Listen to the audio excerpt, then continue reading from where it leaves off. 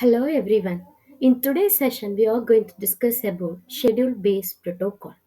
So this is one of the most important MAC protocol which is capable to avoid the collisions. Yes, these particular protocol capable to avoid collisions, overhearing, idle listening.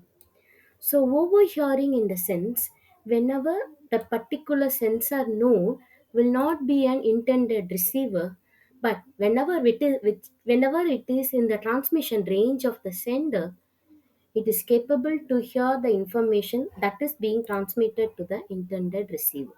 Yeah, here we should have a strict time synchronization requirements, right? And that is the basic qualification. And one more thing here is here it just makes use of a TDMA key, right? So one such schedule based protocol is the leach protocol. So leach protocol is nothing but low energy adaptive clustering hierarchy. From the name itself, we could see this MAC protocol is based upon the clustering technology and it just follows the routing. So what happens here actually in the sense the sensor nodes will be divided into small clusters and one dedicated node will be serving as a cluster head. So that cluster head is responsible for that creating a TDMA schedule and maintaining it. Yes, the TDMA slots are assigned which is used to exchange the data between the member, that is the non-cluster heads and the cluster head. Yeah, this is the pictorial diagram of our clustering hierarchy. Here we could see the sensor nodes are divided into small clusters. The red color node indicates the cluster head, and the blue color node indicates the non-cluster heads. The non-cluster heads will be giving the information, exchanging the information with the sensor nodes. Okay, so that is the center head. The cluster head will be taking up the aggregated messages and it is passing on to the base station. Yes. So actually, the cluster head takes the responsibility of aggregating the data of its member and it is being transmitted to the syncer node. So far away, even the sync node is kept somewhere away, the cluster head need to spend some amount of energy over there. So comparatively, this is cheaper. Why? Because in the sync, except the cluster head, the remaining non-cluster head will be spending their time only in the sleep time apart from their time slot. Okay, so these are used in long range communication.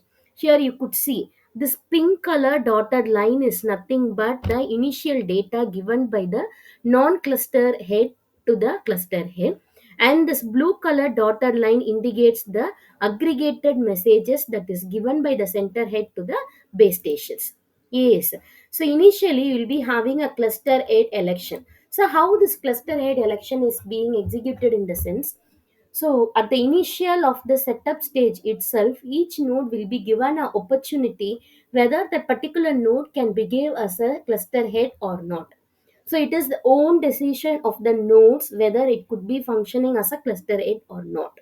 Okay, this protocol is round based. So if a particular node has become a cluster head, the remaining sensor should behave as a non-cluster head that has to be associated with the cluster head subsequently. So automatically this is going to be a time variable and this is a best protocol. For example, if you are taking down one particular node which is present at the borderline of cluster head A and cluster head B, so to which it is being associated in the sense whichever cluster head giving up a greater signal strength to that cluster head, this particular sensor node will be associated. Yeah, here we have told that this protocol is comprised of two phases. One is the setup phase, other one is going to the steady state phase. Yes, so the setup phase at the initial you will be having the self election of the cluster head. Okay, so once the head is chosen, what happens? The advertisement phase will be there. So advertisement phase in the sense the cluster head will be announcing, I am going to be the head of this particular cluster. Whoever want to associate with me, kindly come along with me. Likewise, it will be giving up some advertisement. So next one is going to be the cluster setup phase. So what happens in this cluster setup phase, in the sense, the non-cluster head, that is the member node which are willing to associated with the particular cluster head, will be coming along with that cluster head and forms a team. Yeah. Now, what happens? This cluster head will be broadcasting a CSMA code, in which this CSMA code is just transferred between the cluster head and the supportive, that is associated nodes present in that particular cluster, in order to increase the confidentiality between the cluster head and the non-cluster heads. So during the steady state phase, the entire time slot is divided into n number. So each and every time slot is responsible to perform one particular operation. Yes.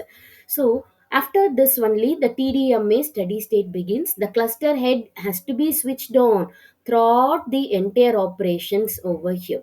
That's why the cluster head is seems to be overheaded, but whichever node that has the capability to tackle all such problems will be given a priority in being the cluster head. So by doing so, in this scheduled based protocol, we could avoid the collision, overhearing, and idle listening, and also we can avoid that hidden terminal problems also. Yes. So this is the thing about the scheduled based protocol. Hope you'd have understand the scheduled based protocol. So wishing to see you in the forthcoming sessions. Thank you.